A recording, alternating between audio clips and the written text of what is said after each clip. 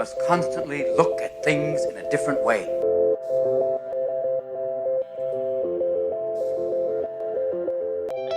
The Healthcare Education Transformation Podcast was created by two physical therapists out of the desire to learn more about the different educational roles in physical therapy and healthcare, and how healthcare education works by talking with educational leaders and people with different perspectives within physical therapy and across interdisciplinary lines on how education can be improved to disrupt the status quo of healthcare education.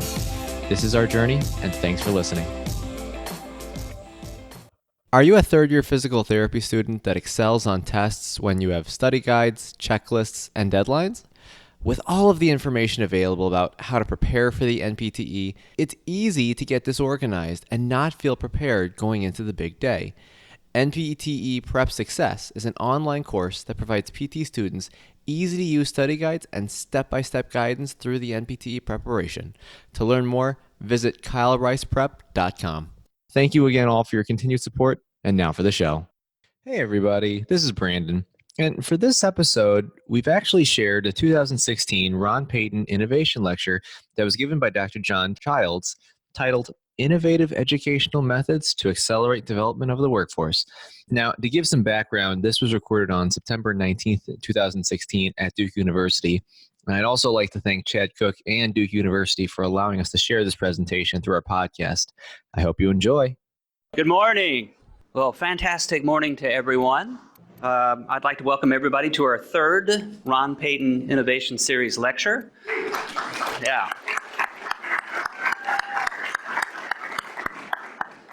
On behalf of our chief, Mike Landry, and the DPT faculty, we're so excited you're here, especially with the weather that you had to tackle to get here. My name is Chad Cook. For those who don't know, I'm the program director. So our innovation series is named after one of our alumnus, Ron Peyton, who is a long-time disruptive innovator in physical therapy. Whether it's influences associated with the sports section or how he created something that eventually became the combined sections, his handprints are all over this profession. So our fall speaker is Dr. John Childs. And Dr. Childs is the founder and CEO of Evidence in Motion and a partner in Confluent Health, which includes Evidence in Motion, a network of 80-plus physical therapy clinics, and Fit for Work, which helps employers decrease injuries and workman's compensation costs. Dr. Childs is a graduate from the U.S. Air Force Academy. He completed his MBA from the University of Arizona, his PhD from the University of Pittsburgh. He served 20 years in the Air Force. Dr. Childs has collaborated on over $10 million in funding. He also has over 150 scientific publications. He is an Ernst & Young Entrepreneur and Year finalist, a San Antonio Healthcare Hero, and the youngest Catherine Worthingham Fellow ever. You can also follow Dr. Childs on Twitter. He only has about 5,000 followers, so he needs a few more. And that's at ChildsJD. So everybody go ahead and give him another 200 followers. I've known John for a long time, and he has historically been ahead of the curve on many things in physical therapy. He's not afraid to speak his mind, and he is the embodiment of what we look for in a Ron Peyton Innovation Lecture. He is a person that tells the truth and pushes buttons, and this is what this lecture is about. It is worth noting that Dr. Childs was originally scheduled to speak in February. We had a snowstorm then. He came today, a torrential downpour. Gas shortages, so it's pretty certain that you won't be invited back, John. This is not a coincidence. Please join me in welcoming Dr. John Childs.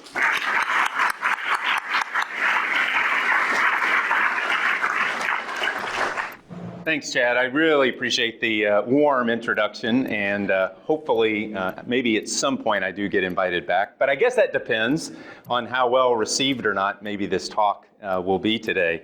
What I hope to do is stir the pot just a bit on what the future of DPT education might look like, and innovation in education. And in some respects, I'll put my real cynical hat on and say that that is the oxymoron of oxymorons when you talk about innovation in education, because as an academic, and I speak not just as an entrepreneur, sort of business guy, but I speak as a traditional, stodgy, academic as well. We're not always on the forefront of doing real sorts of innovative things. There are very entrenched interests, as we all know.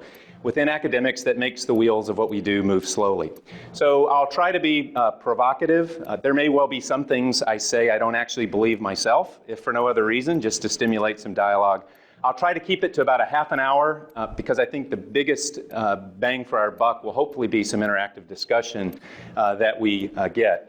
Now, I must say, I did not realize how many connections I had to Duke. Ron let me know last night that he was the man behind the Dogwood Institute. And Ron, I did look it up after dinner last night. The very first CE course I ever went to as a licensed physical therapist was a Dogwood course back in 1996. So you never know when your paths are going to cross. I had no idea. There's folks like Derek Cluley. Where's Derek? Derek and I have worked together for a long time when he was back at Benchmark Physical Therapy. Benchmark was a big network partner of ours at EIM, and I know I'm going to leave out names. I remember Chad when he was a nobody back in 2001, 2002. I was telling him on the way over here, his first talk at AOMP, I'll never forget it. He was way out in front of his skis saying all sorts of things that I'm not sure were exactly true, but man, he was confident in what he said. And I knew he was going places. And then, of course, I would be really remiss if I didn't mention my good friend, Dr. Steve George. I don't even know if Steve will remember this. But Steve and I were classmates at Pitt in the PhD program, and Steve was actually one of the, if we must be, fully transparent, one of the founders, right, of Evidence in Motion way, way back in the day. This was before, like, we tanked the first time, and then EIM was fully born a few years later. But in any event, this is Steve is pulling the cart. This is like 2002, maybe something like that. Greg Hicks, if anybody knows Greg. And then myself, Sarah Piva, who's still on faculty at the University of Pittsburgh, and then Tara Ridge, who you may or may not know. But in any event, Steve and I go way back, and it's fun to see old friends and colleagues that are here with us. Now, to kick things off, I think it goes without saying that higher education has been an incredible benefactor of the welfare state, right? You only have to look at campuses like Duke to appreciate the value of federal funding and things like student loans. And I don't say that to be cynical because this exists everywhere within academics. But academics have thrived off of federal loans that have heavily subsidized the cost of education, and we have built these monstrosities of buildings and campuses and programs that may or may not survive if they were subject completely to the free markets. And in light of all the tuition increases we've seen and maybe this looming bubble that perhaps is starting to burst in higher education, it's important that those of us in academics really consider the risks that we face unless we start looking much more closely at the programs that we develop and whether they can survive and stand up under their own weight. And frankly, the way we teach has changed very little within not just physical therapy education, but academics as a whole. I like to say laptops and PowerPoints were one of the worst inventions known to mankind. Faculty became sort of enslaved to laptops where we sort of lecture in one-way forms, sort of at students as opposed to involving students. And I know here at Duke you do a lot of innovative things with respect to team-based learning and a number of other active learning strategies. But nonetheless, by and large, education has not substantively changed. And at EIM, at least, we're really banking the future of education on the adult learner, not traditional pedagogy, which, by the way, the root form of that is pediatrics, right, or children. So we like to think of education as being targeted at adults who are internally motivated, sort of goal-oriented. They want practical learning. We certainly see this in the millennial generation. The importance of this is growing even more. And we have to really consider whether the methodologies that we are currently using in this case, we'll keep it to entry-level DPT education, are in fact the most effective ways of teaching. Now, the good news and bad news is our students, by and large, across all of our programs, pass the licensure exam. So there's enormous sort of inertia that would suggest, what's the problem? Our students pass the exam, they become licensed, they contribute to the profession, what's the problem?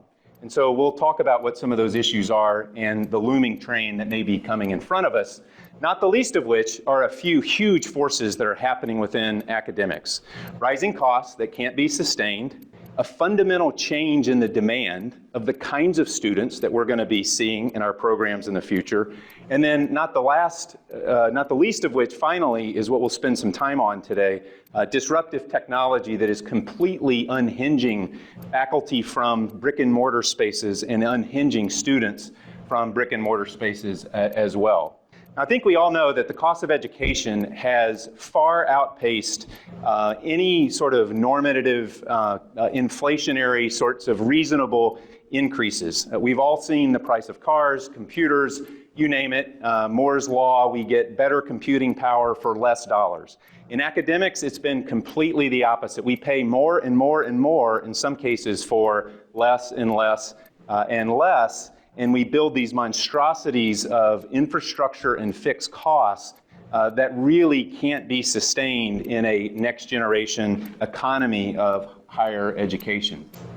Some folks would suggest that the next big bubble to burst within the sort of the federal sector is in fact the educational loan system. If you didn't keep up with the news, IT Tech, which is one of the big for-profit colleges, just went bust last week. There are a number of these institutions that are going bankrupt. Going to college has become like owning a home, right? Where we saw that owning a home is the American dream. Everyone should own a home. Whether you can afford it or not, the federal government will give you money to own a home. So people who never should be owning a home go buy a home. And then we all saw what happened with the subprime mortgage crisis. The college bachelor's degree, the college education has become that very next generation benefit that every American should do, and everyone has a right to education. And so what does the federal government do? It gives loans to students who have absolutely no business ever going to college. They should be becoming plumbers, electricians, pursuing all sorts of other very noble, valid careers that suit their strengths, but they have no business in college. And so we're seeing higher and higher default rates on student loans.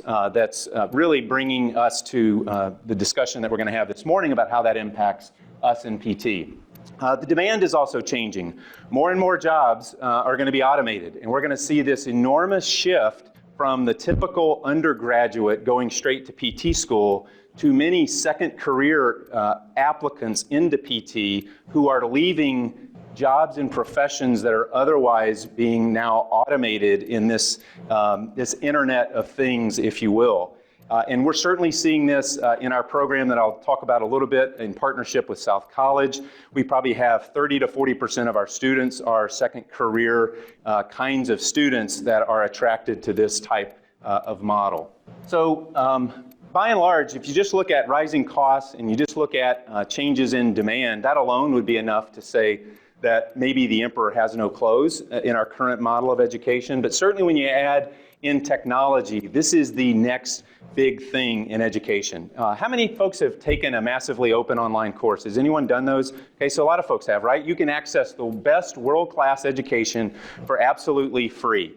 Maybe not my children, but my children's children, they won't go to Duke for undergrad.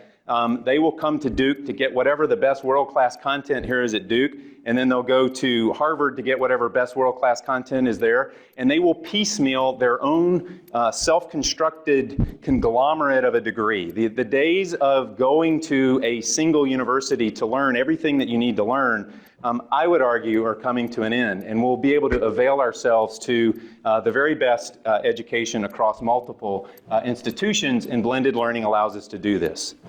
Now, how does this impact the profession of PT? Well, here's the good news. There is no one that suggests physical therapy is not going to be a major part of the next generation of healthcare reform. It is on every list of the fastest growing professions.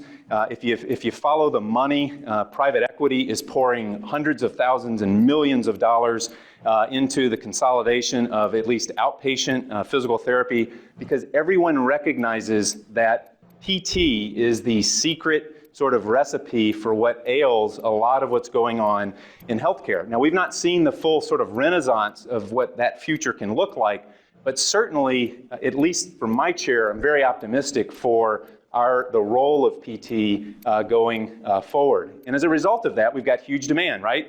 Here at Duke, you probably have north of 1,000 applicants for roughly 75-ish seats. Is that fair to say? So even if you dedupe the applicant pool, because we know students apply to multiple programs, you've probably got 5 or 6 unique applicants who are highly qualified applying for every seat in physical therapy schools. But nonetheless, the demand is still outpacing our ability as educators to keep up with the number of applicants. This is some of, where's Mike? This is some of Mike's work. And we won't review this in a lot of detail, but Mike, throw stones at me if I misquote sort of your data here. But under most any assumptions that you look at, the demand for physical therapy is going to continue to outpace the supply out through at least 2020. And I don't know if this data has been updated sort of past then, if this gap is sort of where you see it now. But as educators, we simply cannot pump out enough DPT students to cope with the growing demand for our services in light of the baby boomers retiring, the aging population, and finally the days of drug, surgery, and imaging having sort of seen their best days finally coming down, and what we think will be a real renaissance for the value of PT. So here's the problem. We have too many small DPT programs. There's about 220, 225, I don't know exactly the number, somewhere in there, number of PT programs. There's about 141 medical schools, yet far more physicians in the United States than there are physical therapists, which speaks to sort of class sizes. I don't think it's lost on any of us that medical schools have much larger class sizes than the average PT school. That is sort of a brick and mortar program that tends to have on average 30 to 40 students, recruits maybe 7 to 8 faculty, and so it doesn't take a rocket scientist to figure out that when you have all of these developing programs in a brick and mortar model, recruiting the same number of faculty, that we have such a shortage of faculty within physical therapy. I like to say that the qualifications for faculty these days is about the same as the qualifications to become a clinical instructor. You have to have a license, a heart rate, and a pulse. And if you meet those 3 criteria, you are eligible to teach, and you're eligible to deliver what I think is the most critical part of a physical therapy curriculum, which is clinical education. And yet, as faculty within most DPT programs, we sort of look at the DCE at a distance and go, wow, I'm glad I'm not you. And we hope, and we hope, and we pray that when we send our students out, that they will catch something useful. We don't really know for sure exactly what they're learning. There's usually not much of a curriculum. You sort of catch what you can. You do the very best. And this is not critical of anything here at Duke, right? I'm speaking in very general terms, maybe a little cynically perhaps, maybe even overstated, but nonetheless, we have very little control over the quality of what's delivered in the most critical phase of our curriculum. And oh, by the way, students are paying a real premium tuition to Duke, and what do the clinical educators get out of that deal? I'm not quite sure why, as a clinician, we even deliver clinical education, but that's a whole nother talk altogether. So, where are we sort of seeing the future going? Well, we like to think that in light of technology, that the future of education is really enabling, finally, for faculty to become much more of the guide on the side, doing what faculty, I think, were originally intended to do, which is in part clinical reasoning, much less so the sage on the stage sort of lecturing at students. Students via flipped classroom technologies, high definition virtual classrooms can watch recordings of lectures all day long on any device. They can be sitting on the beach, they can rewind, record, they can be drinking their favorite drink while they're learning if that's sort of the way they learn. They can set up their own studio of learning that best suits their environment and their preferences. And so we think this is the future of where DPT education is going. And so what we really want to do is build a next generation world-class DPT program that sort of jumps the shark of all of the barriers of what we see, at least in traditional education. And oh, by the way, really begin to emphasize all of those soft skills like empathy and caring and compassion that we believe have been completely sort of pushed to the side, in no small part because of individuals like Steve and Chad and myself, who've ridden this bandwagon of evidence-based practice almost perhaps to a fault, where we have put the premium on data and evidence in sort of the specifics of which way we move our hands and which techniques are better than other techniques, at the expense of really understanding the importance of the relationship and rapport that therapists have with their patient and the contribution that those soft skills make into the outcome. So a very different way of teaching and a very different emphasis in the curriculum when it comes to soft skills. So what does the model look like? Here's the secret sauce. And this is the part where some people would say, and I'm going to be cynical here for a moment, that say, John, you shouldn't be sharing this with folks like Duke because they'll go out and they'll copy what you're doing and you're giving away all your secrets. And I must say, if I was talking to a group of entrepreneurs, I wouldn't be sharing half of these slides. And please don't hear this as being sort of overly critical. But academics is not a place where we worry too much about competition. And please don't overhear that. I would say this in any sort of an audience. There's so much going for the status quo. The status quo here will keep you where you are for many, many, many years. I'm really not too concerned. Now, I hope in jest, some of you are offended enough that you might actually try to prove me wrong. And that would be a wonderful thing that might well happen at a place like Duke, where in all fairness, you do have some disruptive kinds of thinkers, and you certainly have the infrastructure and potential to do some amazing things with your curriculum. And I look forward to meeting, I know, with your curriculum committee as you're going through some of these processes now. So I don't say that in all seriousness. Hopefully you can, people are able to take a joke in academics. So some of the key features. This is a 2-year DPT. Now this really makes the hair on the back of the necks of academics stand up because the CAPTE criteria says DPT education is supposed to be 3 years. Does it really say that? That's what everybody says. So what the CAPTE criteria says is the program has to be 90 semester hours, and in parentheses it says typically 3 years. So as a profession, we have sort of, like we all do, we overinterpret guidelines from CAPTE, and next thing you know, DPT education has to be 3 years. So when we first came out with this sort of concept, people said, not just no, but hell no, CAPTE will never approve a 2-year DPT program because you can't have a DPT program in 2 years. The CAPTE criteria don't allow it. One thing I've learned is never listen to anyone interpret the evaluative criteria. You actually have to read the criteria for yourself. CAPTE fortunately interprets the criteria by the letter of the law, not sort of conventional wisdom that gets interpreted and then passed down through the generations. So this is a 2-year DPT. We fundamentally think that when we shifted from master's to DPT, higher education, supply and demand, saw the opportunity to charge an extra year of tuition when the reality is we probably only needed maybe 3 to 6 months to capture pharmacology, radiology, imaging. Most master's programs were anywhere from 18 to maybe, I think your master's curriculum was maybe 22 months, something like that. So when we look at a 2-year DPT, we do not apologize for its length. We believe this is actually right-sized for the 18-month curriculum, which is what I grew up in, at least as an Army Baylor graduate, adding about 3 to 6 months for the components that are specific to the reason why we transitioned to the DPT. The curriculum is blended. Our students do not actually have to live in the local area from which the campus is located, and this really starts to throw people way off.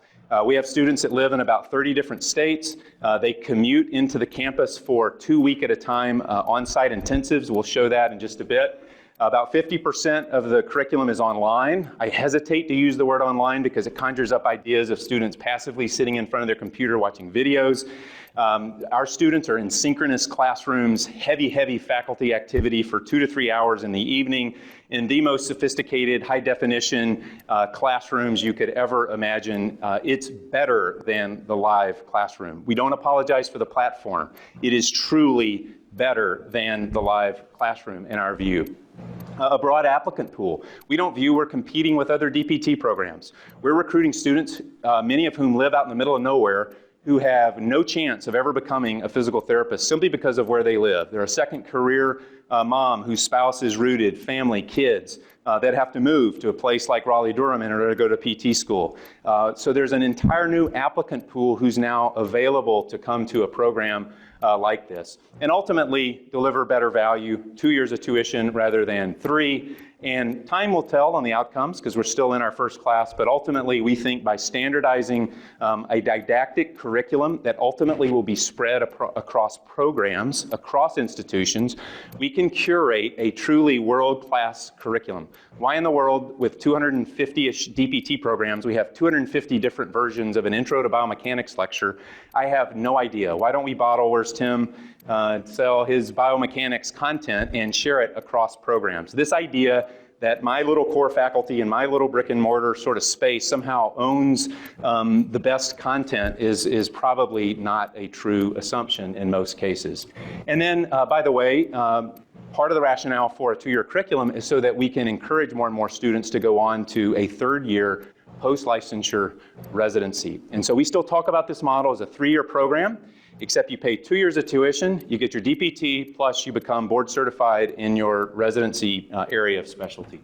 So active learning environments, we won't get into the specifics of the platforms, but we use Moodle, Blackboard Collaborate, all sorts of plugins. Everyone asks about testing.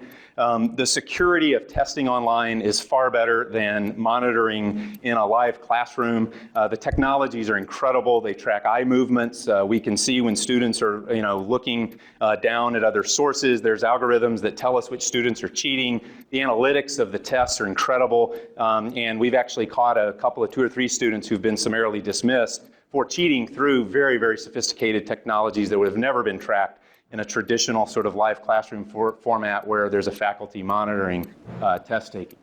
Again, the specifics of the learning platforms are not all that, I think, relevant for today's discussion, but these are very sort of contemporary platforms, all high definition. We can put 60 students in a class, break them up into groups and have their own faculty and whiteboards and do group exercises and then bring them back together. The real sort of premise behind the curriculum is this flipped classroom concept. All the lectures are recorded. Each 2 to 3 modules a week are reviewed. So a module consists of a recorded lecture, some readings, some discussion questions that faculty will seed for the discussion boards. And we've tinkered with this now over the last 10 years. Texas State is one of the institutions that has adopted this flipped classroom concept, at least for its musculoskeletal curriculum, and has won a number of awards based on some of the successes that program has had. Now, the on-site labs really drive people crazy, and it certainly drives CAPTE crazy because students are in lab for about 9 hours a day for roughly 2 weeks straight. And when you first sell this to CAPTE, Barry, and any CAPTE folks in the room? I always feel like I got to be careful here. All right, so I'll speak my mind. I know this is being recorded, but that's okay. The comments that come back are, oh my gosh, you're going to have students on their feet all day long. They're going to be exhausted at the end of a 9-hour day. And it's kind of like, when is the last time any of these folks have been in a clinic to recognize that that's kind of what we do in our profession? And we think this trains therapists for the realities of a busy clinical setting. Here's something that'll really throw you for a loop. We do not take a single break all day long except for lunch. This is Tony Robbins style, like immersion constantly, right? Because we don't take breaks. Any students that have done clinicals, do you get 30-minute break on your schedule, 30 minutes, go to the bathroom, check your phone? No, right? You figure out as an adult when during the clinic day you have time to go to the restroom. Same thing is true for our students. They meander in and out of the lab as they have biological and other needs sort of to do so. And we trust that they are smart enough to figure out maybe what parts of the labs they kind of got this and they can move on and they can go take breaks or do those things. So we get a lot of efficiencies out of the lab. We have as many or more contact hours in the lab as any traditional 3-year program out there because of the efficiency we get in the lab. We'll show just a little bit. This is a drone overview. Hopefully this video will play. Let me try to get it out of screen show here.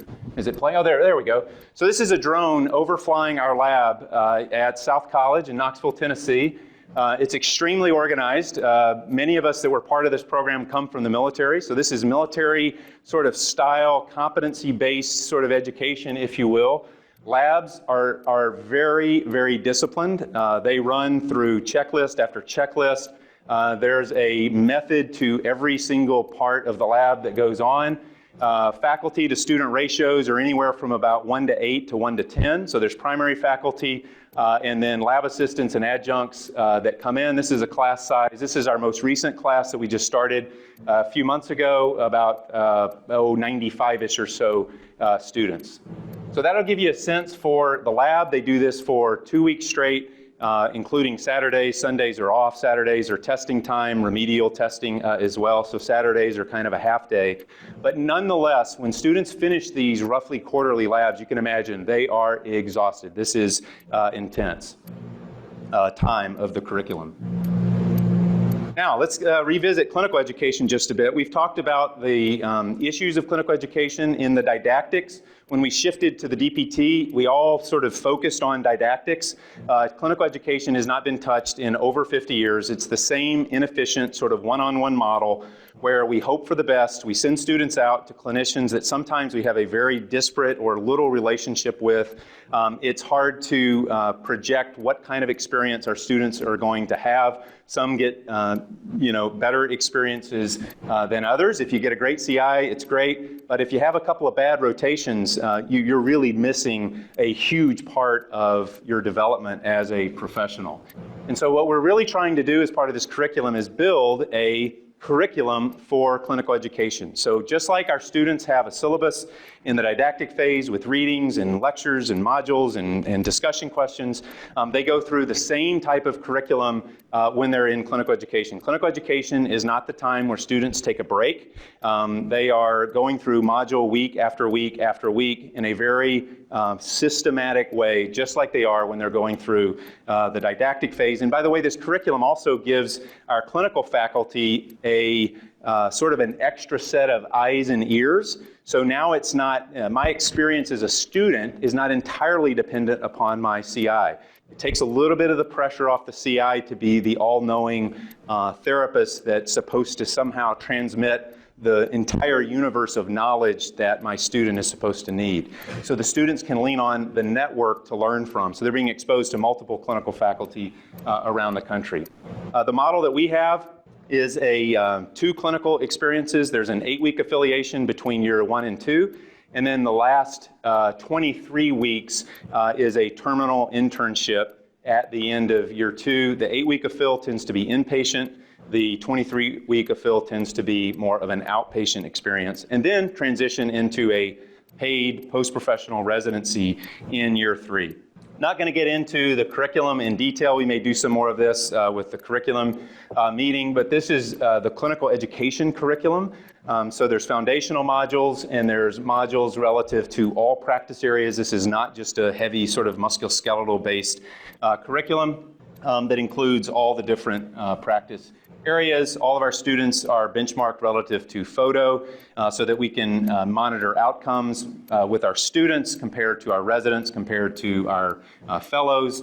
This is a little bit of a snapshot of the curriculum, and again, the details of it are not all that relevant for our talk today.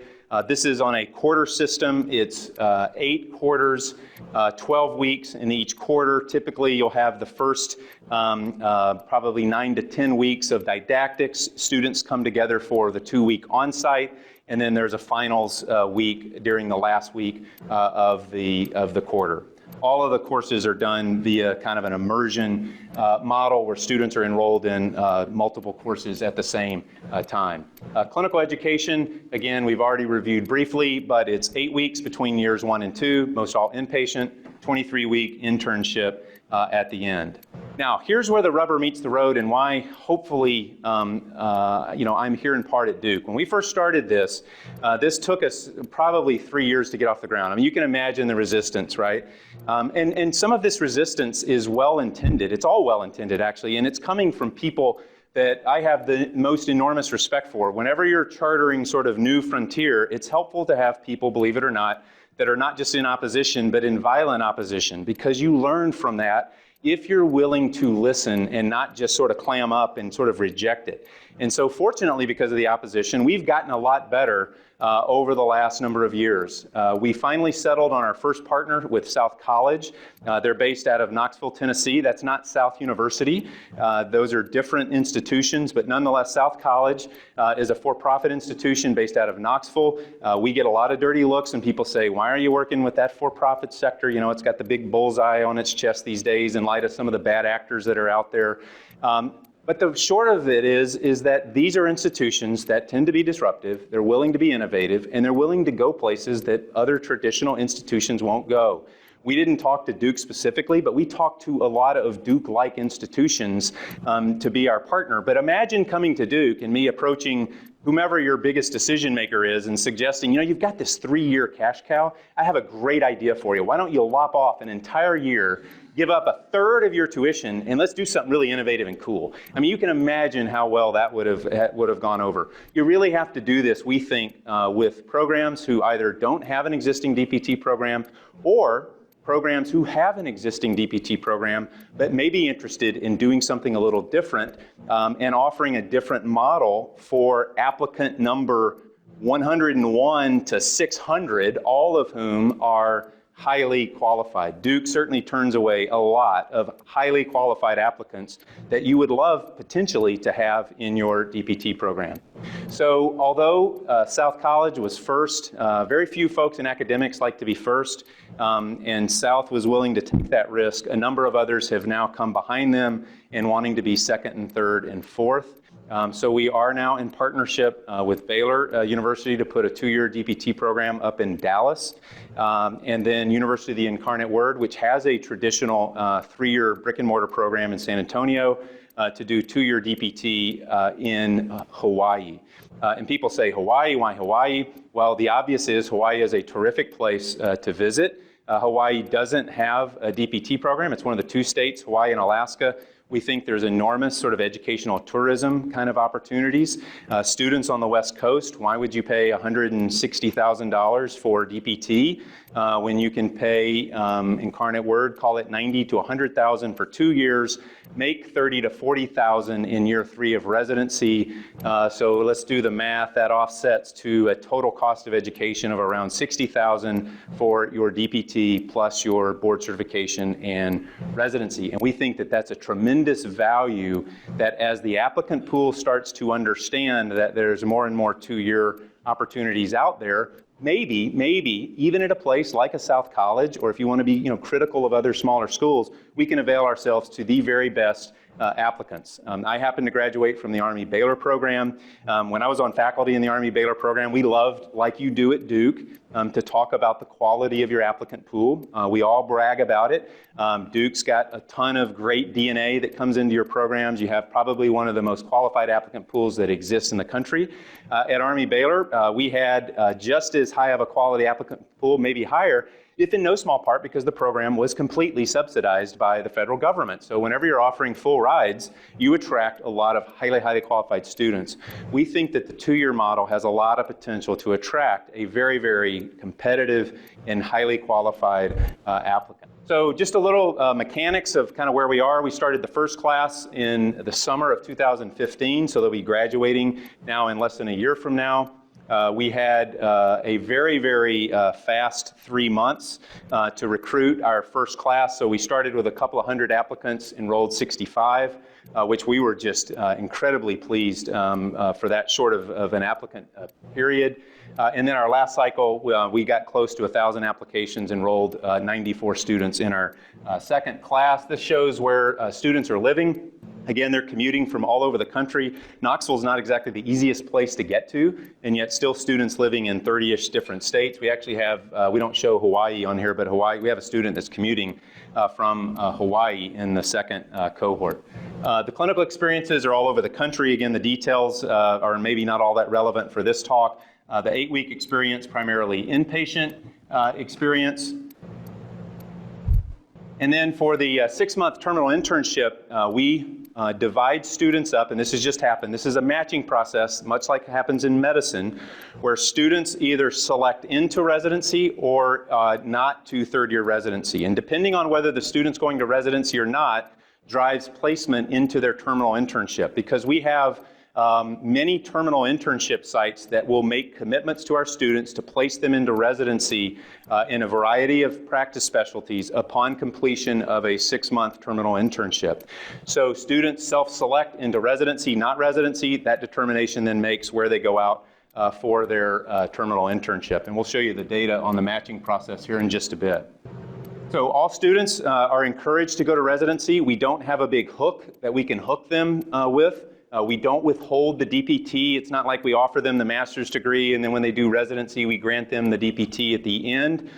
We simply build an expectation and a culture within the curriculum that what you do as a professional is go on to residency training. And lo and behold, when you set up that expectation, that's in fact what students do. They don't know any differently. They don't know that less than 5% of their peers are going on to residency training.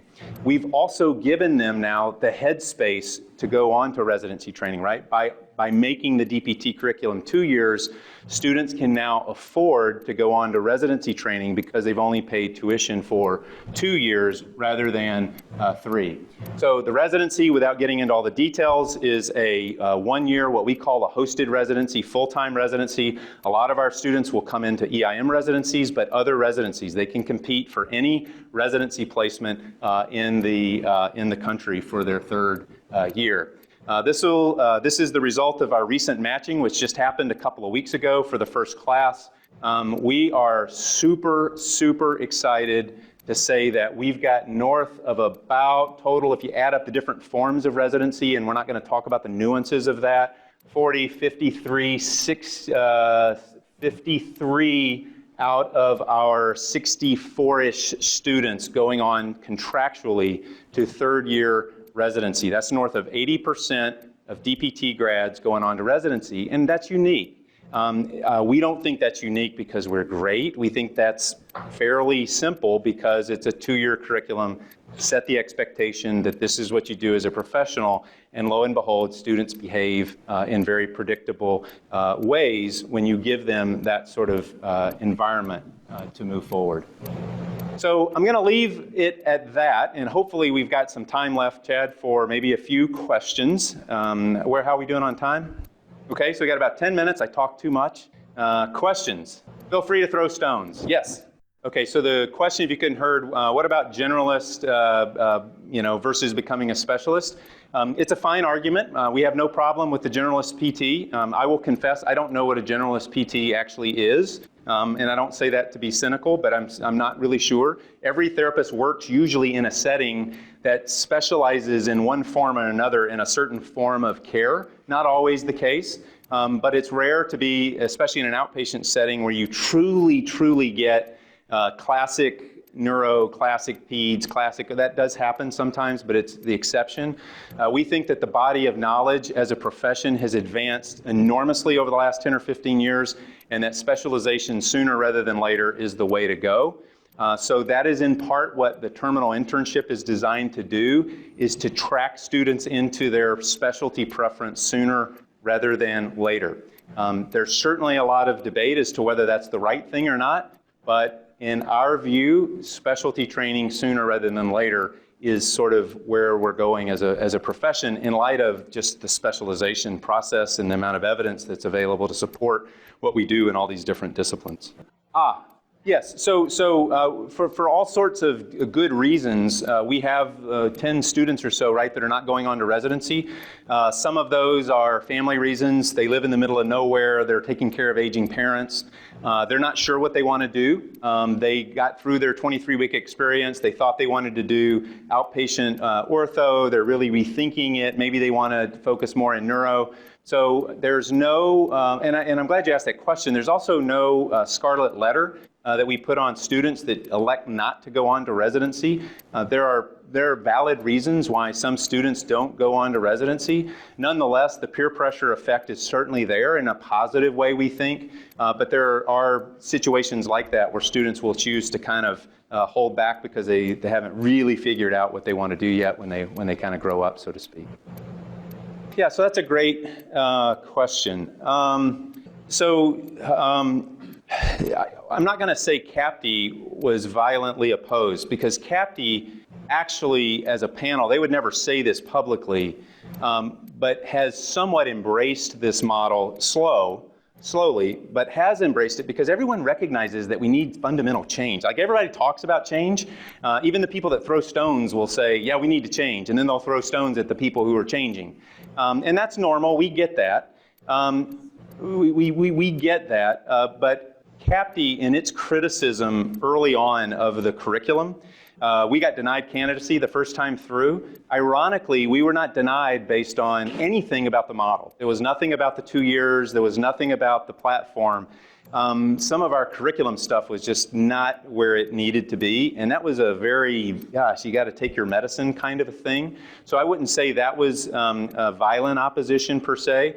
I think I can say this publicly because if he were here, he would stand up and probably raise his hand and say he was in opposition, but our good friend out at USC, our program director out there, why am I blanking on his name? Jim, yeah, Gordon. If you were at his talk at Next, a couple of years ago, that was an anti what we are doing talk.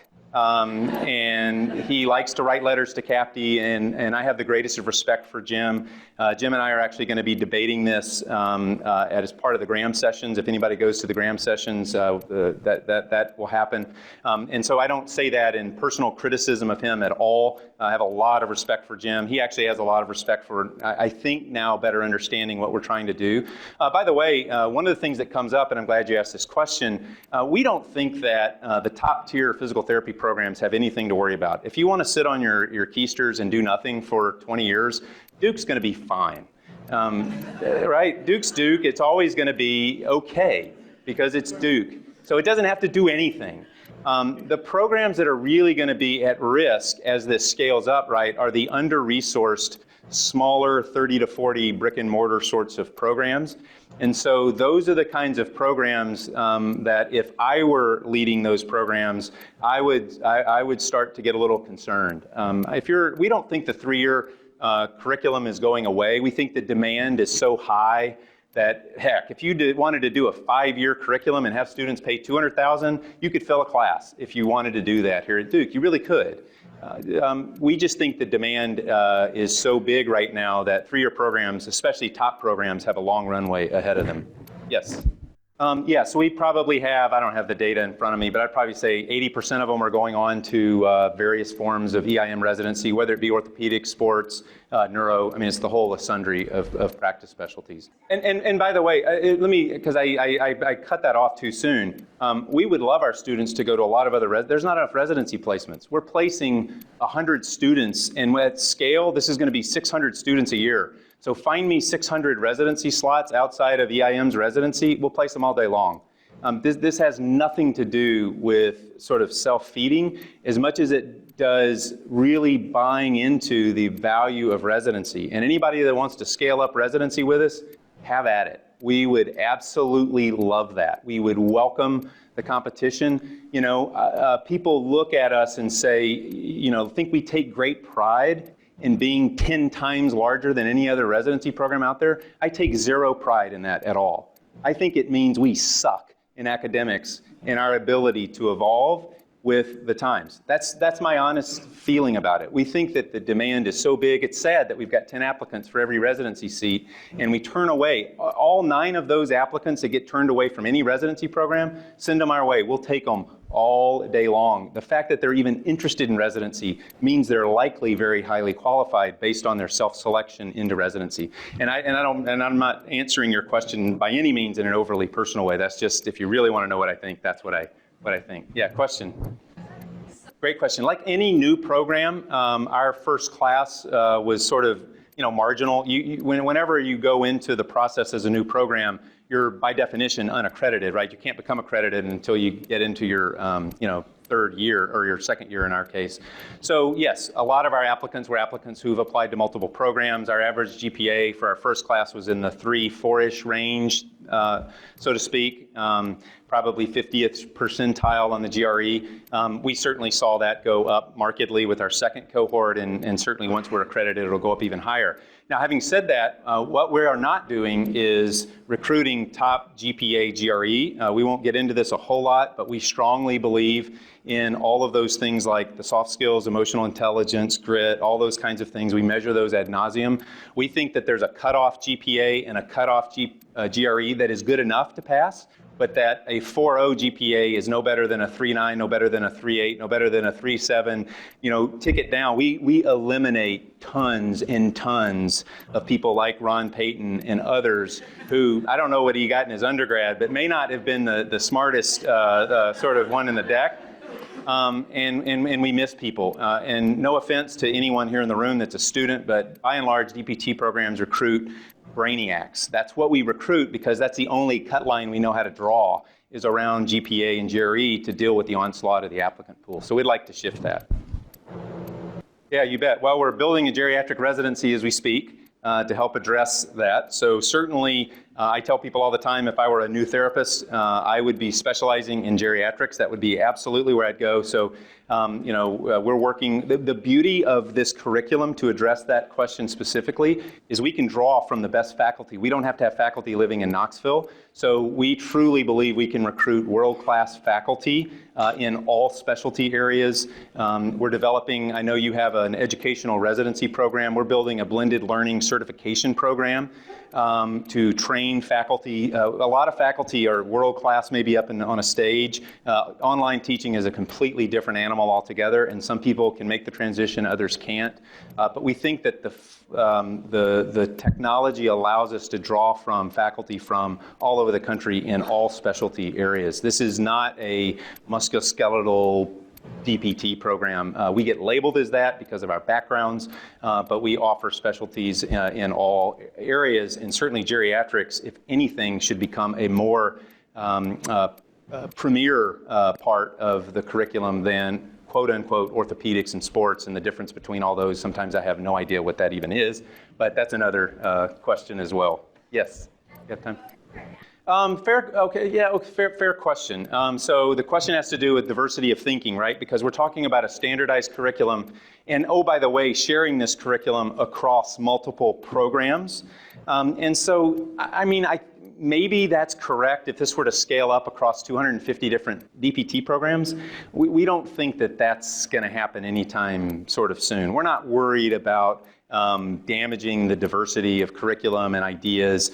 Each of these programs, although they share curriculum, all have their own core faculty, all of whom who have different mindsets and methods and things of teaching. So this is not a machine pumping out robots. This is a curriculum that is molded and shaped by each institution to fit with its culture and mission. So each of these programs really looks, in some ways, more different than similar in a lot of respects. But that's a great question. This will be our last one, Sally. Yep. You speak up just a little bit, please. Yes. Yes, so students who, so I showed briefly the modules. So if you're going to like an outpatient ortho, the curriculum is shaped around that. Still includes neuro, peds. It's got elements of all the practice specialties regardless of the setting. If you go to more of an outpatient neuro setting, the neuro modules are more of the major theme with a minor theme in all the other practice specialties. So the combination of the way the curriculum is structured depends on the type of setting that you're in. But the students are connected once a week through live. Students are in the clinic for about 36 hours a week, and then about 4 hours they're in the virtual classroom, as well as lab activities specific to the module for that week. So the exact structure of the curriculum depends on the setting that they're in. Dr. Childs, on behalf of all, well, I don't know what I'm going to say. We really enjoyed your presentation. Thank you for sharing your knowledge. Thanks for having me. Access to healthcare is one of the largest issues facing both providers and patients, as millions of people worldwide lack timely and affordable access to healthcare. Anywhere Healthcare, a telehealth platform, is a simple, low-cost option for providers and patients that eliminates the barriers to access to all kinds of healthcare. To find out more, check out anywhere.healthcare, which is available in our show notes. And if you use the code HET in all caps when you email to sign up, you'll save 25% off the total cost. Thank you for attending class today, and we hope that you learned something and gained value from the content. If you'd like to schedule office hours with us, feel free to add us on Twitter at HET Podcast, on Instagram, HET Podcast, on Facebook, the Healthcare Education Transformation Podcast, and the homepage, healthcareeducationtransformationpodcast.com. And for those of you following along in the syllabus, extra credit can be obtained by liking us, sharing us, and leaving a review. Let's continue our journey up Mount Educational Success as lifelong learners.